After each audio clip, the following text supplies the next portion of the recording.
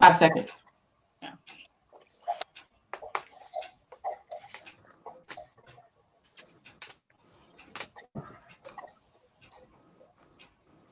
All right. Hello, everyone. Welcome to the Black Women Lawyers Presents People's Law School virtual edition. What we have today is the topics of landlord, tenant, and bankruptcy. We have two great attorneys here that will be available to answer your questions on those issues. We have attorney Andrea Cartwright and attorney Esther Harris. Attorney Cartwright, can you introduce yourself for the audience? Good afternoon. My name is Andrea Cartwright. I'm the managing partner of Cartwright Law Firm PLLC. My offices are located in Southfield, Michigan. My area of practice is bankruptcy and family law. I have assisted thousands of individuals as well as small business with finances as well as reorganization under Chapter 7, 13, as well as Chapter 11. Thank you so much, Attorney Cartwright. Attorney Harris, can you introduce yourself, please? Yes, hi, my name is Esther Harris. I primarily practice in Wayne and Oakland County. I practice landlord tenant, juvenile, a little bit of criminal, family law, and I'm just here to help. Thank you so much, Attorney Harris. I'm Attorney Chandrika Simmons. I'm the media past president of the Black Women Lawyers Association. I'm current treasurer of the Black Women Lawyers Association. And I'm in private practice. I'm also known as the Law Chick. I do have a civil litigation practice that focuses on labor and employment law, family law, probate law, contractual law. And I'm glad to be here to answer any questions you may have. So we want to start it off with a couple of questions that we have. Let me start off with bankruptcy. And I think these would be geared towards you, Attorney Cartwright. Let me get that question up for you. What are the two types of personal bankruptcy and what are the differences? Okay. Primarily for consumer debtors, that would be individuals. You're looking at Chapter 7 or Chapter 13. Chapter 7 is what we call a straight bankruptcy. Versus a Chapter 13 is a form of reorganization. Under Chapter 13, it does not mean that you're paying back your creditors at 100%, but it's going to be based upon the income of the property that they have and the disposable income that's left over at the end of the month. Under Chapter 7, basically that's the most popular type of bankruptcy for individuals, consumer debtors, and where you just get a complete discharge. However, there are certain types of debts that are non-dischargeable under Chapter 7. You're looking at primarily income taxes are non-dischargeable. Student loans, of course, are in most cases are non-dischargeable. Alimony and child support. Everything else, as long as there's no fraud, no misrepresentation, or concealing any assets, would be discharged under Chapter 7. A Chapter 7 is a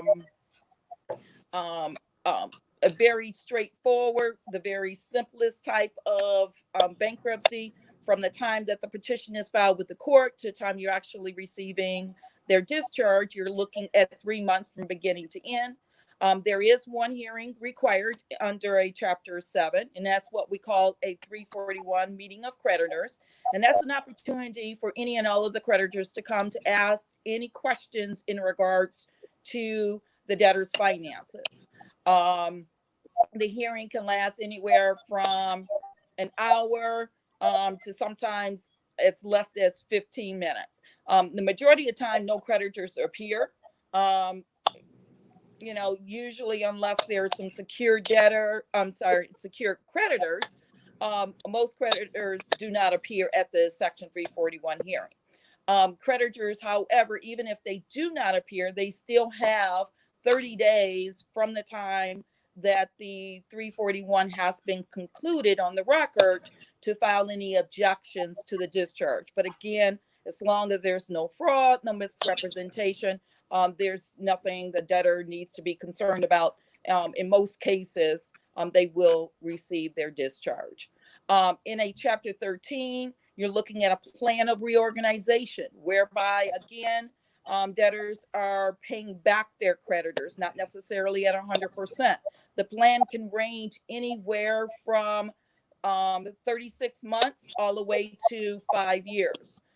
Under the CARES Act, actually, any plan that was confirmed as of March the 27th, actually you can extend that plan and go as long as 84 months. So basically, that's the difference in terms of a Chapter 7 straight bankruptcy versus a plan of reorganization under a Chapter 13. Thank you so much, Attorney Cartwright. Attorney Harris, I think we have a question for you. Do I have to pay my rent during this pandemic? Do you have to pay your rent? So as of right now, the executive order that our governor put out stops evictions for now. But that doesn't mean that you should not pay your rent. If you can pay your rent, I would advise that you do, or at least pay what you can. Because once the executive order is lifted and your landlord wants to go for that eviction, they can. So I think it would be best if you were to speak with your landlords, come to some type of agreement, because although they can't evict you today or until this executive order is lifted, they can once the executive order has been lifted. Thank you so much, Attorney Harris. Attorney Cartwright, I think we have another question for you. You pull that up. Will you be able to live with the effects of filing for bankruptcy for years to come? Attorney Cartwright? Okay, I'm sorry, Attorney Simmons, could you repeat the question, please? I'm going to rephrase it. Will I be able to live with the effects of filing for bankruptcy for years to come? Okay, well, I'm going to kind of rephrase that because a lot of times clients want to know how filing for bankruptcy can adversely impact them in terms of reestablishing credit, also applying for a mortgage, or as simple as entering into a lease.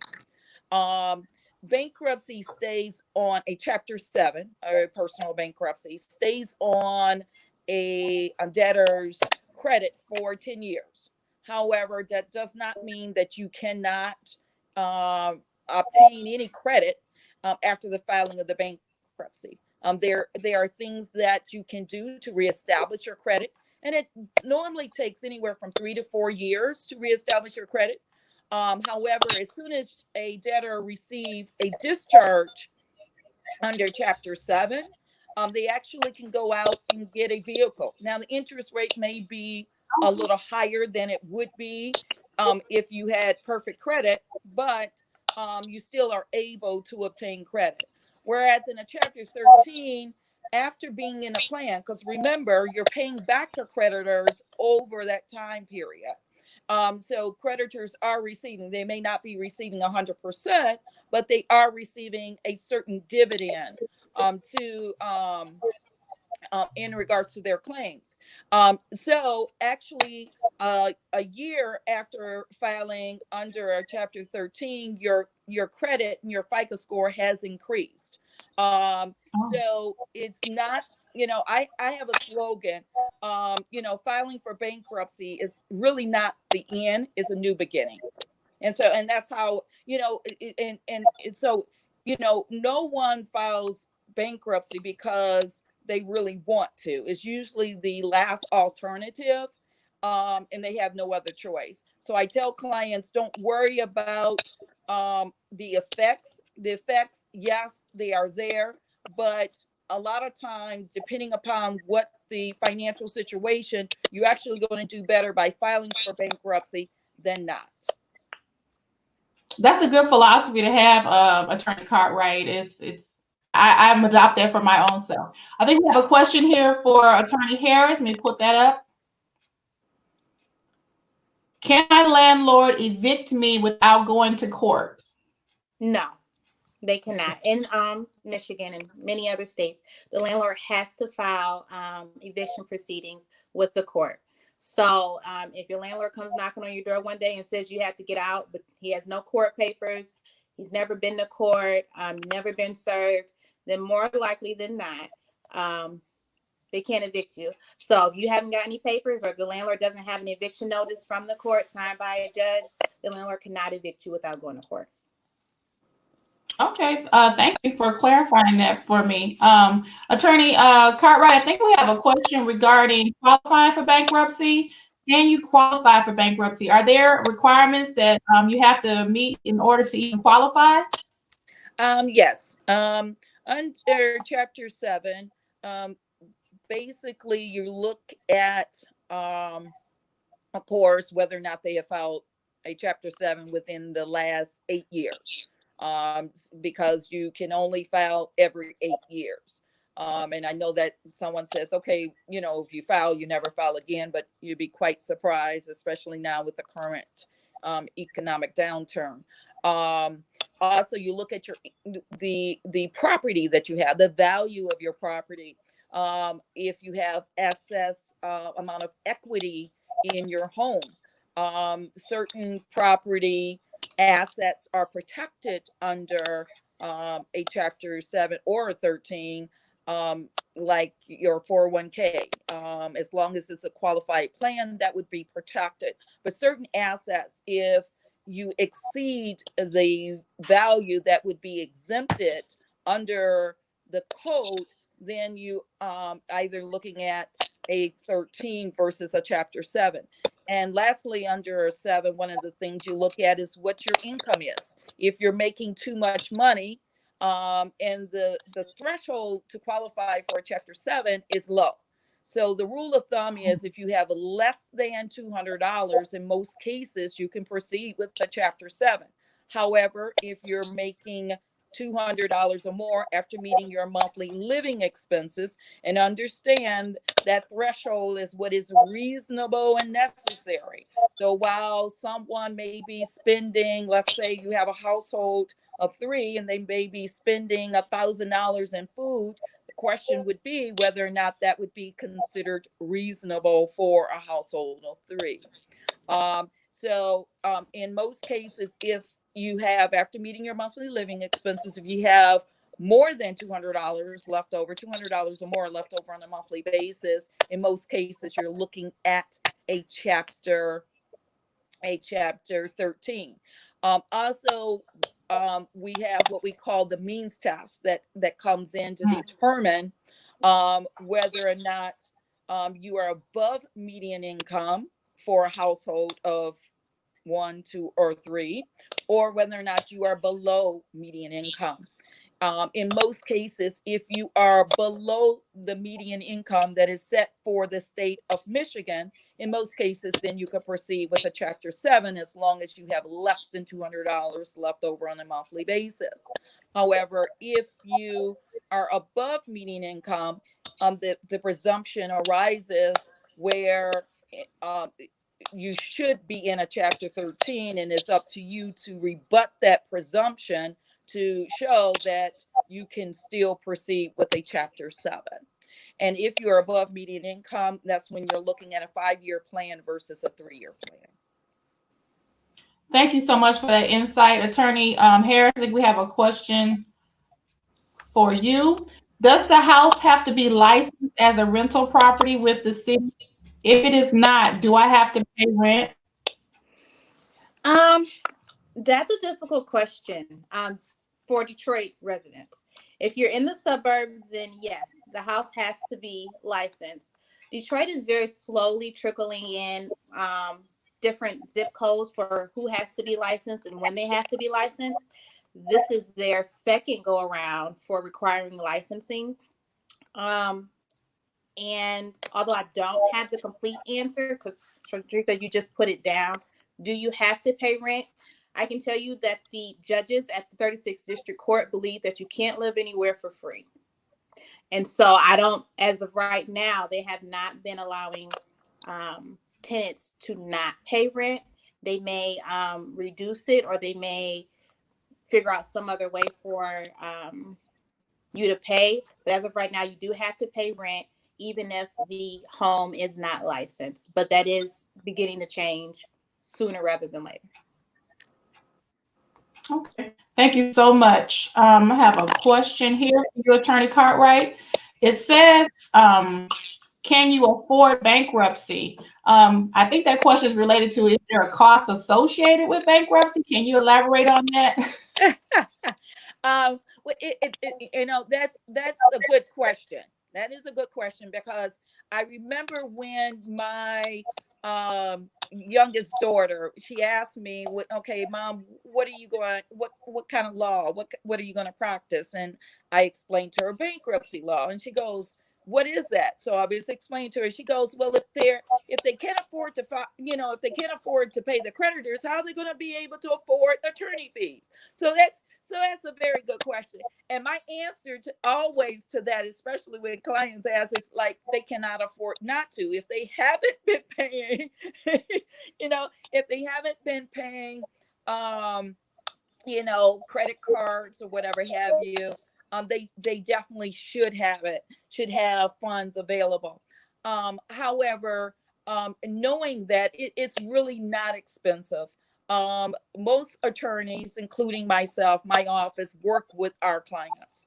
And so, especially if it's not an emergency situation where that they need to file immediately, there are affordable payment plans that I set up with my clients to allow them to be able to afford to file for bankruptcy.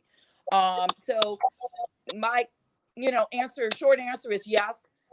You can afford, and in some situation, when you have creditors hounding you, calling clients, customers on a daily basis, or being garnished. Bankruptcy stops garnishments, it stops repossessions, it stops foreclosures.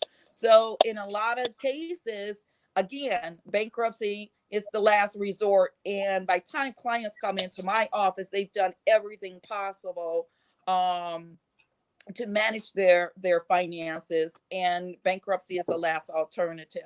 So my office, including a lot of my colleagues that I know, we make it affordable for clients to be able to afford to file for bankruptcy. Thank you so much, Attorney Cartwright. Attorney Harris, we have a question in queue for you.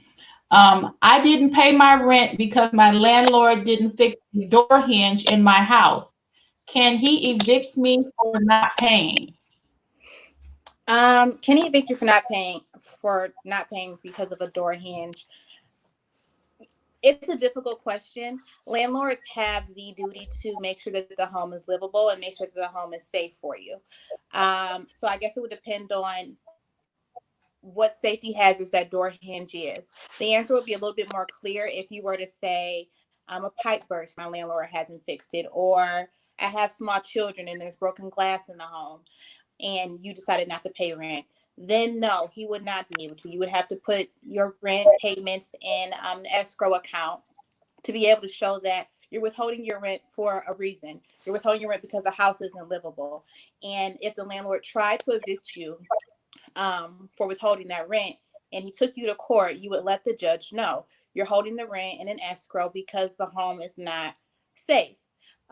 Now, holding your rent in escrow doesn't mean that you just don't pay it and you keep it in your bank account and do with it what you want. You have to be able to show the judge that you do have the funds and that you're willing to pay once the repairs have been made. So if you can't go and get a separate bank account because there might be charges, I would say go get, what do they call it, a cashier's check. Or the court will also allow you to have escrow accounts. Put it in the court's escrow account. But you have to be able to show that you're withholding the rent for a legal reason. So a door hinge is a little difficult. And it also depends on what your lease says. If your lease says that you're responsible for certain repairs, such as small things that like door hinges, then the landlord might be able to evict you for not paying that rent that you're withholding. Thank you so much, Attorney Harris. Attorney Cartwright, we have a question here. I think it means is how will her filing of a bankruptcy impact her husband and his credit? So if the wife were to file, how would that impact the spouse?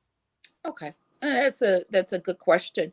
It depends. It depends upon whether or not they have any joint debt together.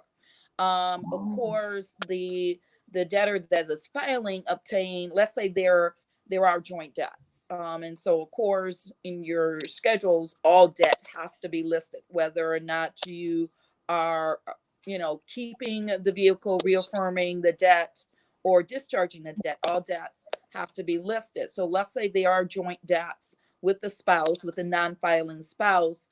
The bankruptcy will show on her credit. It will show a co-debtor filed bankruptcy. What extent does it affect? It just totally depends upon, again, whether or not the debtor reaffirmed that debt. By reaffirming the debt, that means that the debtor is continuing making payments. So that debt would not be discharged through the bankruptcy. So the adverse impact is going to be very minimum, if any, versus, let's say, they're not going to reaffirm that debt and it's an unsecured debt and it's going to be discharged to the bankruptcy. If as long as the co-debtor continue making the payments, it still should not adversely impact the credit score. Oh, okay. Thank you. Can you tell us, for those lay people, what does reaffirm mean? Yes. Reaffirm means that you're going to continue paying the debt and that debt would not be discharged to the bankruptcy. In most cases, you do not reaffirm unsecured debt, but in some rare situation, let's say I was filing for bankruptcy and I had a unsecured debt with my mother.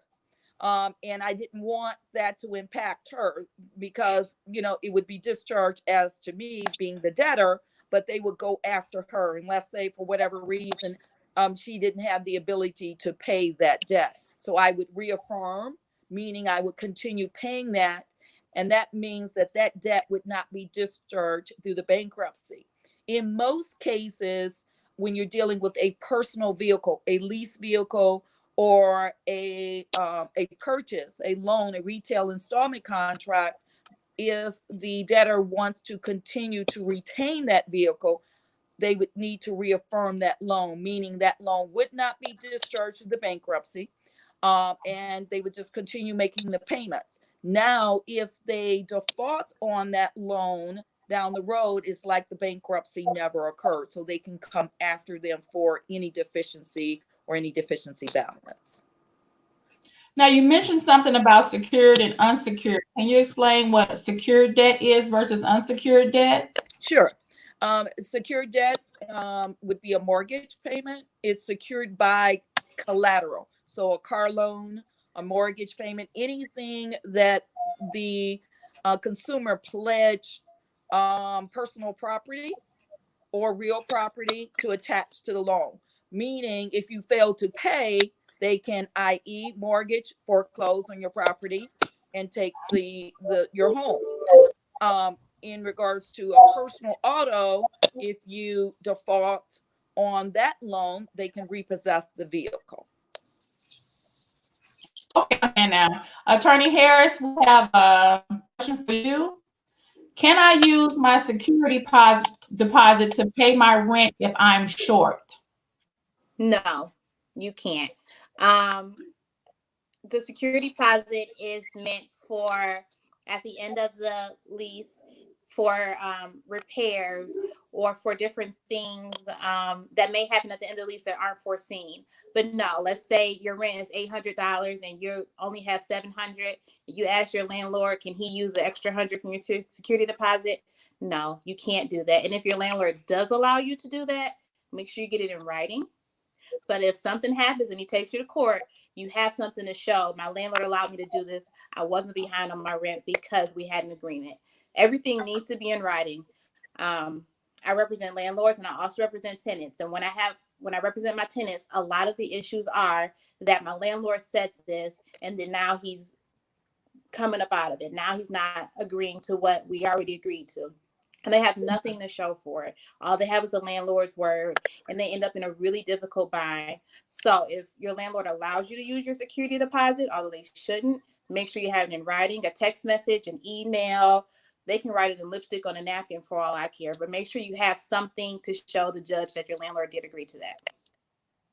Oh, I totally agree. My rule of thumb in practicing law is if it's not written down, it didn't happen. So I encourage all my potential litigants to bring documentation of everything. We have a question for you, Attorney Cartwright.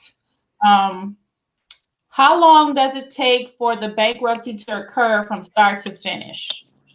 For a Chapter 7 is what we call straight bankruptcy, which is the simplest of the two. You're looking at 3 months from the time that the petition was filed to the time you actually receive your discharge, as long as there's no bar any problems.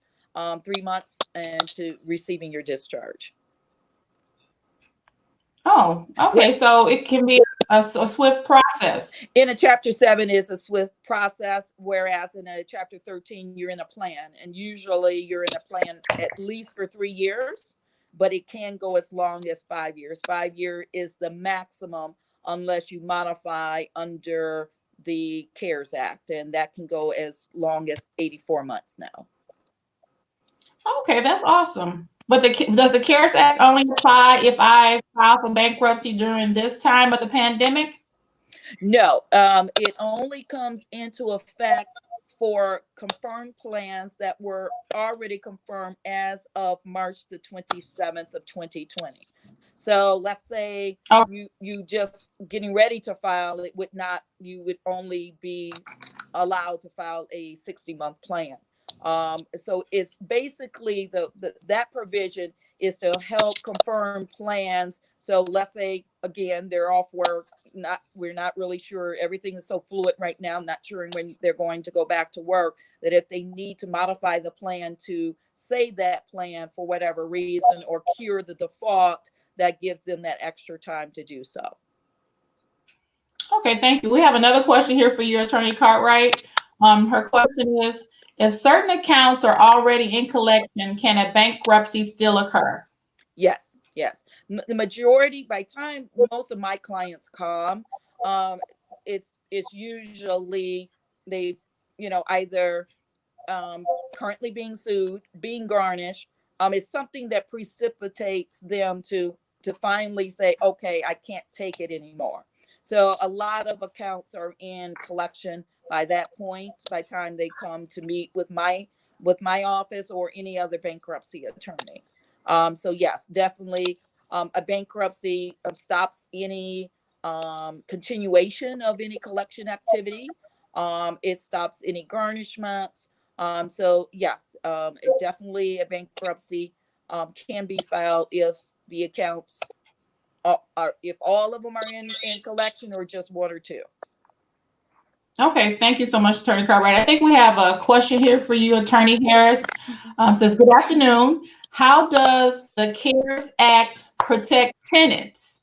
Is there any relief for landlords?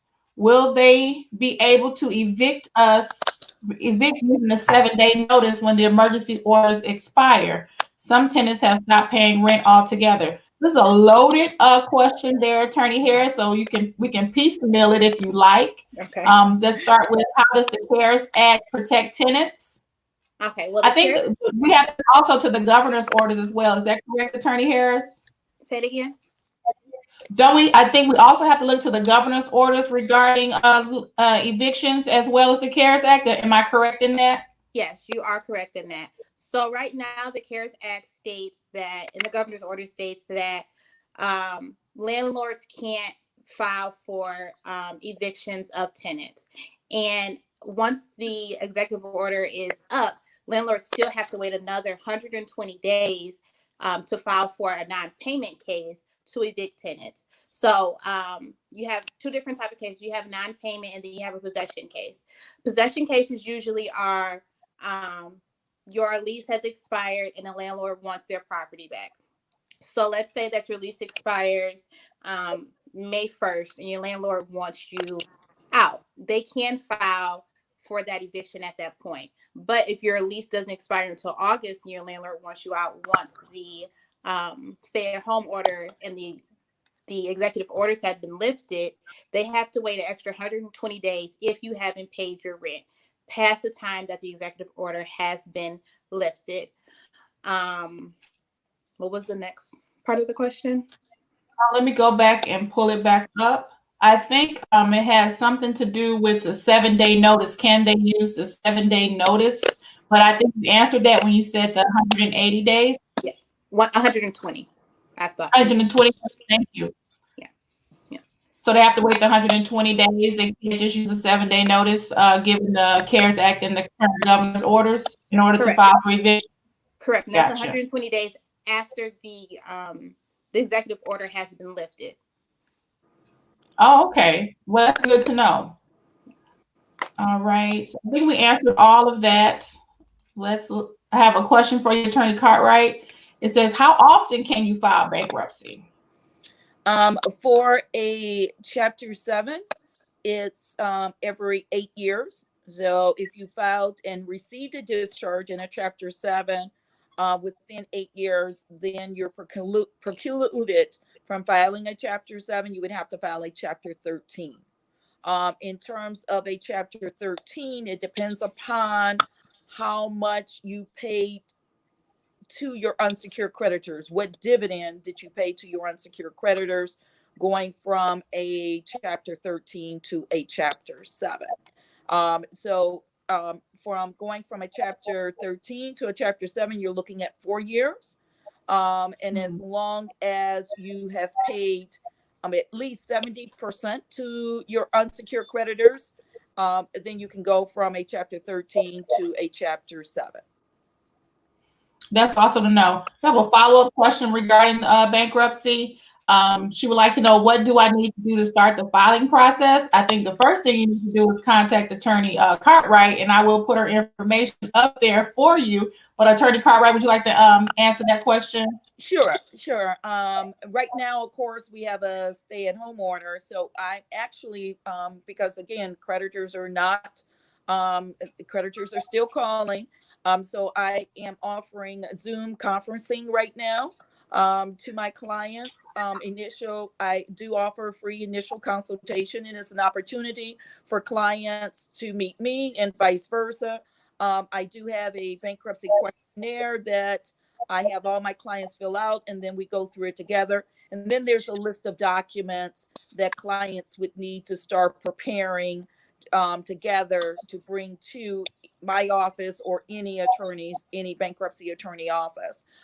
Tax returns, your pay stub, proof of income for the last 3 months, bank statements. If you own your home, you would need copies of your deed, your mortgage statement, property tax assessment, car loan, and then gather up all of your bills. I do pull credit reports for all of my clients. So we also use, because there's certain types of debt like medical bills that takes the longest to hit credit reports, and also cash advances. So I always ask clients, you want to make sure you try to provide all of your creditors. You don't want a situation where you file for bankruptcy and you have a creditor coming out of the woodwork, 3-4 months down the road. So using credit reports as well as any collection letters that they receive, just gathering up all that information to make sure that all creditors, to the best of the client's ability, are listed.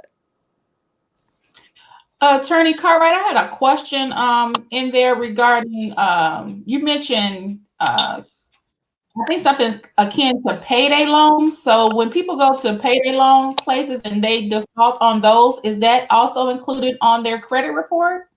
Most time not. And that's why it's, especially with these internet loans also, a lot of times it takes a very long time for them to show up on the credit report. Now there are some that are a little bit they're just escaping me right now. But there are some of the loans that do show up, but a lot of just the simple, you go to the store and you're just going to get a cash advance, a payday loan. Most of the times those types of loans will not show up. So if you're looking at like $600, you're just taking those loans, take a very long time. most of the time they do not show up until they've gone and gotten a judgment against the client before they show up on the credit report. But the cash advances that are more on the line of like 3,000 and up, then yes, those do show up on the credit report. And then those are also dischargeable in bankruptcy? In most cases, yes. And the standard or the window period that you look at is 90 days, whether or not you have incurred any debt within that 90-day period of time. Because the law is that you are already presumed bankrupt if you incur debt within that 90-day period of time. So the question was, has there been any change of circumstances that occurred? Otherwise, you may have a situation that there's bad faith. So a lot of times what I would do, let's say I have a client that's had a lot of cash advances within that 60-day period of time, we do what we call bankruptcy estate planning, whereby we can go ahead and get started with the process, get everything going, but we actually would not file until after that 60 days has expired. Okay, I understand now. We have a question. I think this might be a question for myself. Let me put that up. It reads, I'm scaling my real estate business and need advice on hiring the right attorney for my needs. Do you guys do real estate, and how can I reach out? Well, I am a real estate attorney. Most of my clients are overseas because, for those of you who don't know, a lot of foreign people are buying up the property in the city of Detroit. I represent a lot of them in purchasing property in the city and also in the city of Warren as well. And so if you want to reach out to me regarding your real estate needs, again, you can reach me on my law site, LAWCHIC, lawchick.com.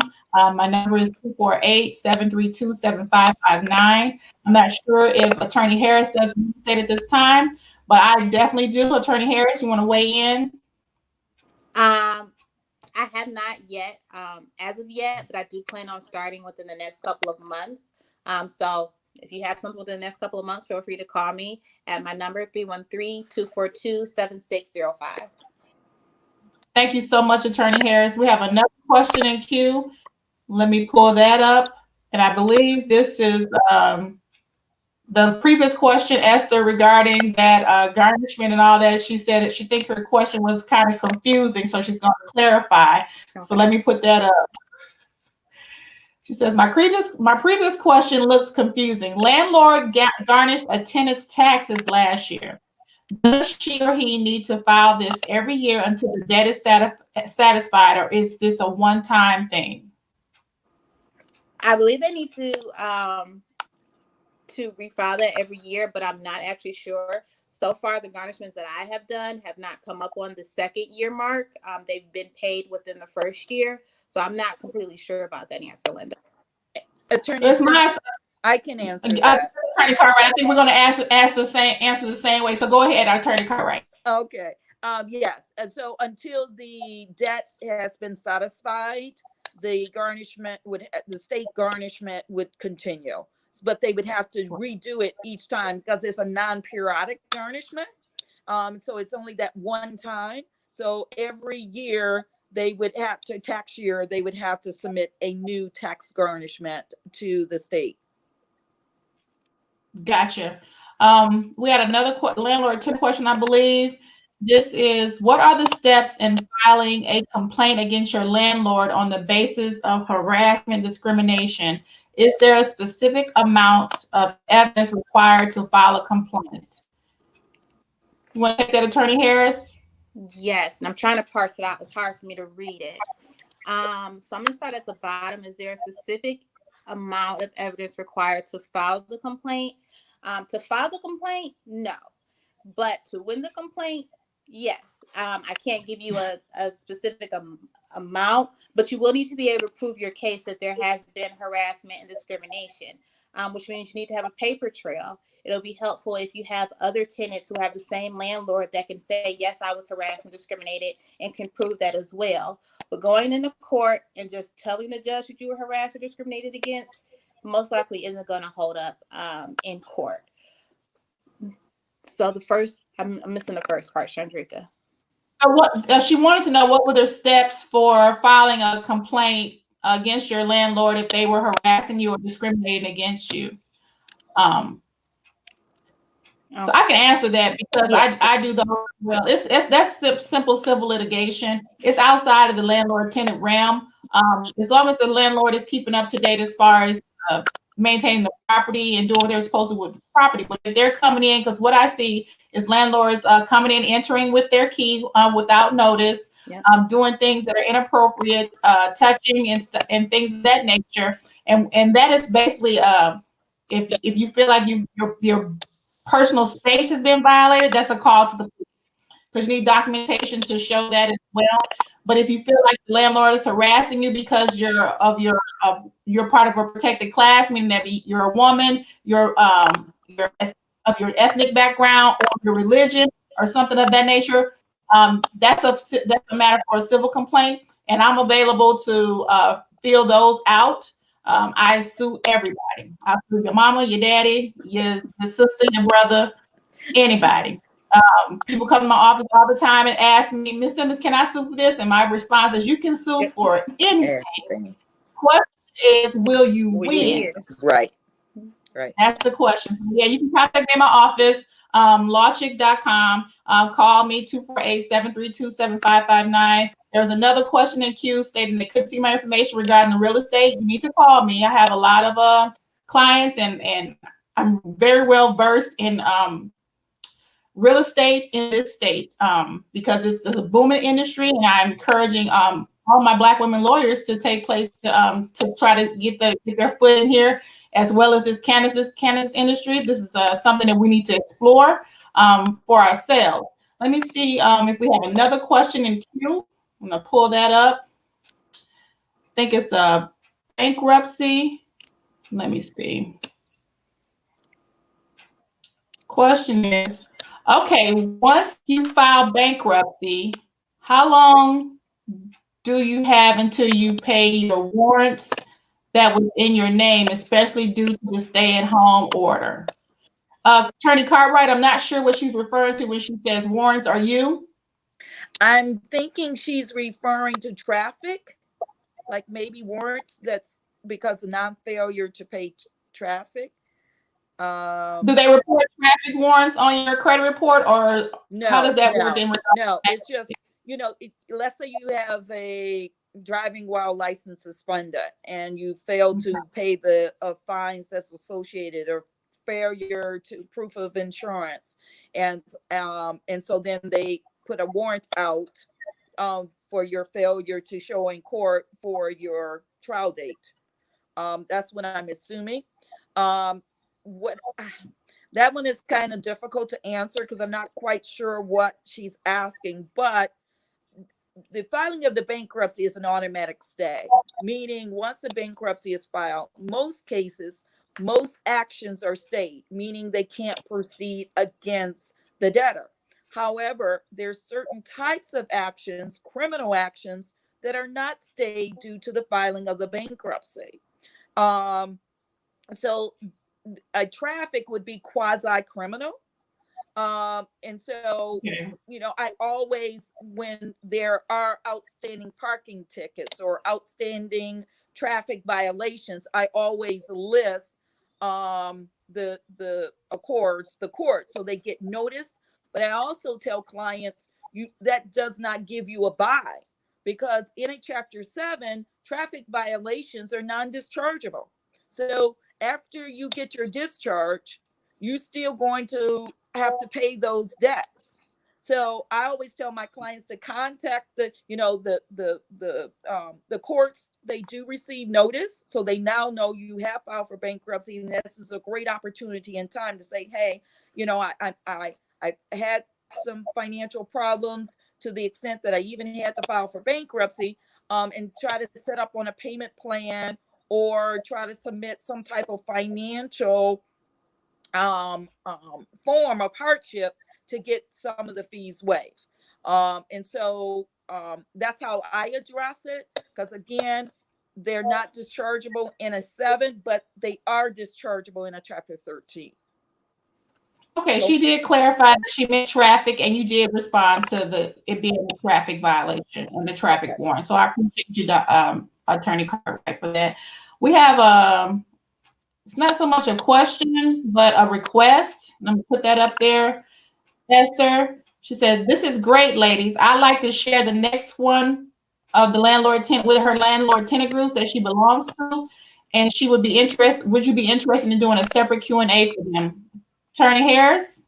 I definitely would be. Yeah, just send us the information and we can get that started.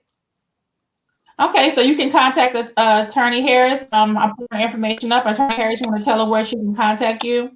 Yep, you can contact me at my office. My number is 313-242-7605. You can also go to my website, which is roselegaldetroit.com. If you want to shoot me an email, my email is Esther, ESTHER, at roselegaldetroit.com. Okay, thank you, Attorney Harris. You can also Go find me ahead. on Facebook and Instagram as well. Okay, thank you, Attorney Harris. We have a question from this session from yesterday regarding labor and employment law, and I would encourage whoever asked that question to look at the video from yesterday, because we went into extensive detail regarding labor and employment as it relates to COVID-19, this pandemic, and what the employees' rights are and what is covered. So I would encourage you to look at the video that's posted in the Black Women Lawyers Facebook page from yesterday. Thank you. All right. Attorney Harris. Okay, so we have another question regarding bankruptcy. Let me pull that up. It says, once you file a Chapter 7, if the trustee determines you're not eligible for discharge, can you file a 13, or will the trustee force the sale of property? Attorney Cartwright? That's a good question. I'm assuming they're referring to a home. In a chapter, and I've had cases like we filed, and for whatever reason, the Chapter 7 trustee will file a motion for abuse, indicating that they do not feel that they're eligible for a Chapter 7 relief, meaning they feel that they should pay a certain portion of the debts back. In that case, you can actually do one or two things. One, you can defend against a motion for a substantial abuse, or you can convert the case to a Chapter 13. You could file a motion and convert the case from a Chapter 7 to a Chapter 13. Sometimes, depending upon what the reasoning for the objections filed by the trustee or in their motion for substantial abuse, by asking or by filing a motion to convert to a Chapter 13, it resolves it. Unless, again, it's a situation where they feel there has been some bad faith by the debtor. So if they feel that the debtor, there was some fraud, some misrepresentation, they tried to conceal some assets or anything of that nature, in that case, then it's going to be a hard sale to convert the case to a Chapter 13. Okay, thank you so much, Attorney Cartwright. That gives some clarity. We're almost 10 minutes from the hour mark. Would you ladies like to state again what it is that you do and where you can be reached? Because we'll be wrapping up in a minute. Attorney Harris? Yes. So once again, my name is Esther Harris. I primarily practice in landlord tenant, juvenile. I do a little bit of misdemeanor criminal and family law here in Detroit. I can be reached at my phone number at 313-242-7605. My website is roselegaldetroit.com. I am also on Facebook and Instagram at Rose Legal Detroit. Any questions or concerns you have, give me a call. I represent both landlords and tenants. So I know a lot of attorneys just represent one or the other, but I've been fortunate to be able to do both and not have any conflicts. So give me a call if you have any questions. Attorney Harris, before I go to Attorney Carter, can you give the audience some tidbits of information about you, such as what you did prior to becoming an attorney? Yes. So before I was an attorney, I was a social worker. And after being a social worker, I worked for Child Protective Services for about 3.5, 4 years. And so once I passed the bar and I became an attorney, I went into juvenile law. And I realized that a lot of the juvenile law parents and children were in the position that they were in because of housing. Once you lose housing, it's very difficult to get services. It's very difficult for people to get in contact with you. You can't get your mail to come to court. And so I saw that was a big issue. And so I decided to branch out into landlord tenant to learn little bit more, to figure out how to help my clients, their parents, on how to retain the housing so they can retain their children, get their kids back. Thank you so much, Attorney Harris. Attorney Cartwright, before I allow you to give us your contact information, I have one question for you, because I think he needs your assistance immediately. Attorney Cartwright, can you hear me? Can you see the question?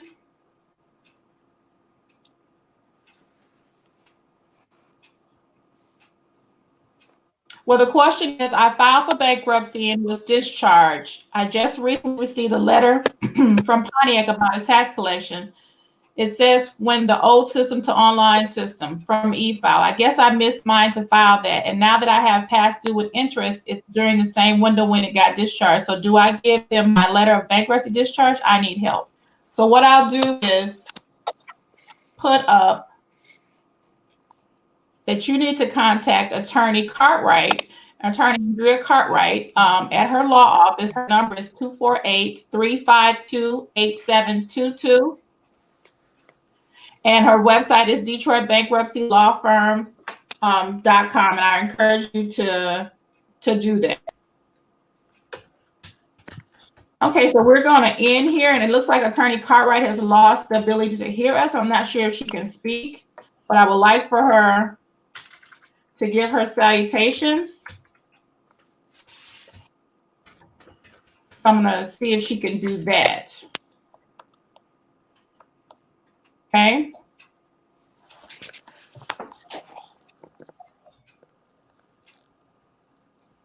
Yeah, if she can do that. I'm leaving her information up for those of you who do need issues addressed with bankruptcy. I encourage you to reach out to her. Okay. And also for myself, as Attorney Cartwright stated earlier, she's doing Zoom meetings. I myself am also doing Zoom meetings.